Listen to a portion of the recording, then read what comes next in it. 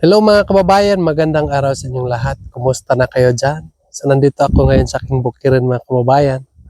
Bibisitahin ko yung mga pananim namin dito. Yung tinanim namin ni Nanay Lorna dito. Yung mais doon sa baba mga kababayan. No? So ay linagyan ko ng abono nung una. So ngayon tingnan ko kung mataba na ba yung mais mga kababayan. So dito muna ako sa aking payag. Ito yung aking kubo-kubo mga kababayan. So maganda kasi dito tirahan kasi makikita natin yung kapaligiran. So yun mga kababayan, doon nga side ay yun ang Marilog, no? Yun ang daan papunta ng Bukidnon. At pupunta na doon sa anong lugar doon. Basta kayo doon nga side. So makita natin yung mga sasakyan nga dumadaan doon kapag gabi. Kasi yung ilaw ang makikita natin mga kababayan. So dito nga side ay Bukidnon mga kababayan. So doon kami galing. Nung nagpunta kami doon sa nanay ni Neri mga kababayan. At samahan nyo na lang ako dito sa aking bukirin ngayon. Kasi linggo ngayon. So magtrabaho muna ako dito sa aking bukirin. Meron akong gulay dito mga kababayan. Itong tinatawag na sitaw. Sitaw, hindi pala. Batong pala mga kababayan. May kunting gulay ako dito. Pero hindi pa na mga kababayan. Wala pang laman.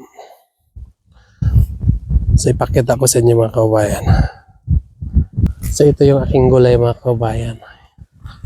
Ito yung batong, tawag sa amin nga batong. Iwan ko sa Tagalog kung anong iwan ko sa Tagalog mga kababayan kung anong tawag dito. Basta kaya ang alam ko lang dito sa amin ay bato.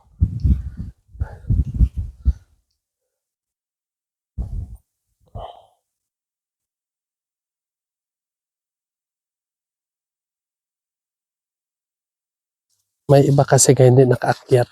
So, kailangan ipaakyat sa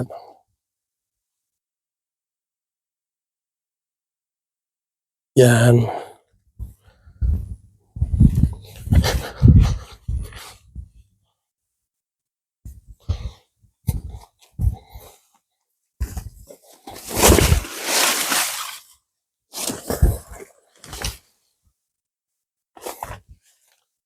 So konting tiis na lang.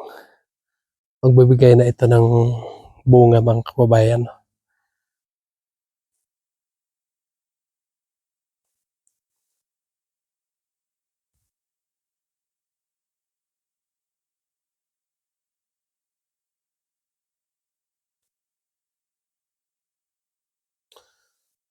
So nagbigay na ng bulaklak yung ating sitaw.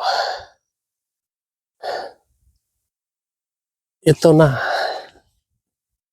Malapit na magbigay ng bunga. So, 4 nga tudling ito mga kababayan. Ito yung ginamit ko yung net. Para diretsuhan na sila.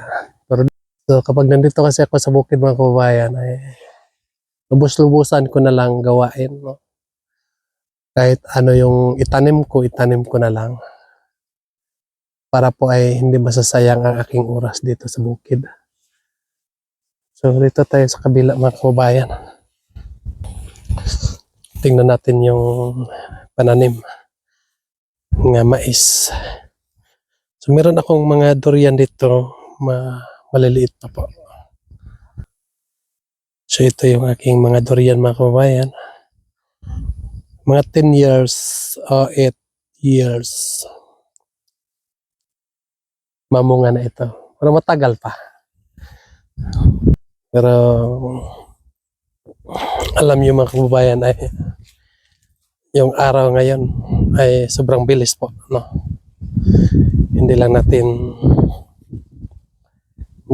maano, no, nga Lunes na pala ngayon, Sabado na pala, di ba? Kasi sobrang bilis po yung araw ngayon. So, yung 8 years, no? Parang hindi lang hindi lang natin ano, no, hindi lang natin parang ano lang, biglang dumating lang yung 8 taon. So, sa mga kasama ko diyan nga magbubukid, so tanim tayo ng tanim. Tanim tayo ng kahit anong itanim natin. Yung kasama ko diyan nga mga katutubo. So, encouraged ako sa inyo ha, nga mo tanong yun ta. Kasi po ay ito yung makapabago sa atin. Yung mga ano, ito yung mga prutas, no? Kapag meron lang tayong mga 100 nga puyat at 100 nga lansones, 100 nga avocado, 100 nga anong tawag dyan, mangustin, 100 nga rambutan. So, hindi ka na mahihirapan kung sakali ay dumating ang panahon na tumanda ka, no? Kasi meron ka ng makunan ng panggastos mo. Kahit wala ka ng kaya, magbibigay ang mga pananim mo ng biyaya taon-taon. So, hindi mo na yan maubos kapag mag-isa ka lang. Hindi mo na rin maranasan nga ibuli ka ng mga tao. Ito yung pananim natin ay para na lang ito sa ating mga sumusunod, sa ating mga anak, para yung mga anak natin ay hindi na nila maranasan ang ating naranasan. Di ba? So kung abutan pa tayo ng buhay, so pagpapasalamat tayo ng ating Panginoon. Dahil na natikman pa natin yung ating mga pinaghirapan. So yun mga kababayan. So ganun lang talaga. So dito na ako mga kababayan sa mais, yung tinanim namin ni Nanay Lorna. So maayos naman ang tubo mga kababayan dito.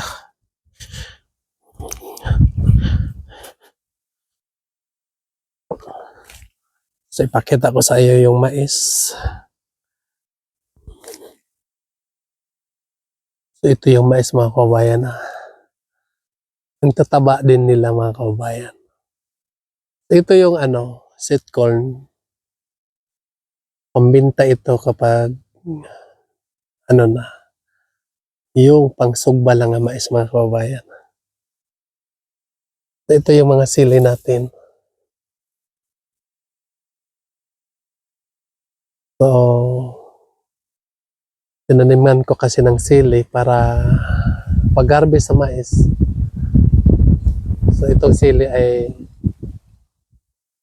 mamunga na rin mga kababayan. Meron kasi akong nakita doon sa Facebook na ganito yung ginagawa nila. So,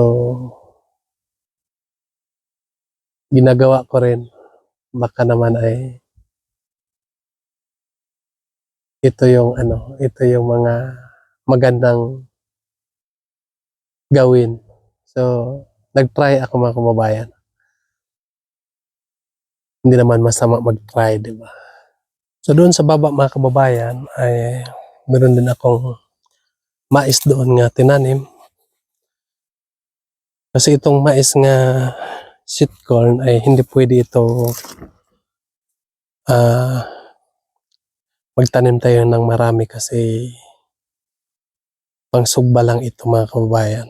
At hindi pa natin alam kung meron ba talagang buyer ng marami. So kaya ang ginawa ko ay paunti-unti ko lang nga tinanim yung mais, yung similya mga kababayan, para pagbinta natin ay unti-unti din. So tingnan natin yung mais doon sa baba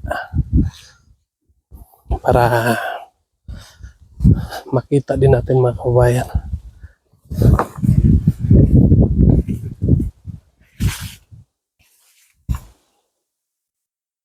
So ito yung unang tanim mga kababayan ng mais. So medyo matataas sila kaysa doon sa tinanim namin ni Nanay Lorna.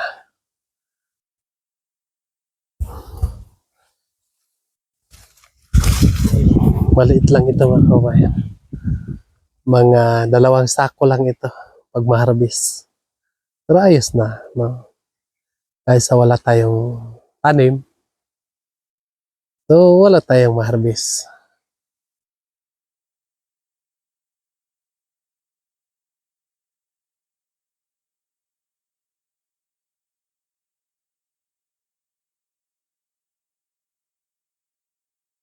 So dito sa kabila mga kababayan ay dito ko tinanim yung mga avocado.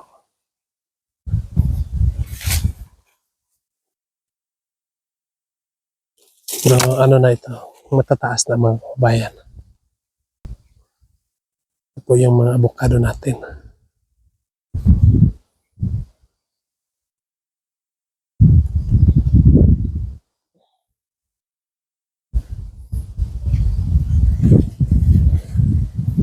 So ako ay magpapaalam na po sa inyo. Kasi nagtrabaho muna ako dun sa baba. Sa itong phone ko mga kababayan ay palubat na.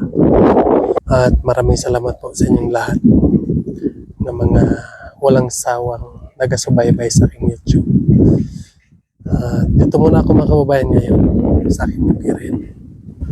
Sana po mga kababayan ay huwag kayong magsawa na laging magasubaybay sa aming YouTube activity para mapatuloy namin ang aming mga kaganapan dito sa kabukiran.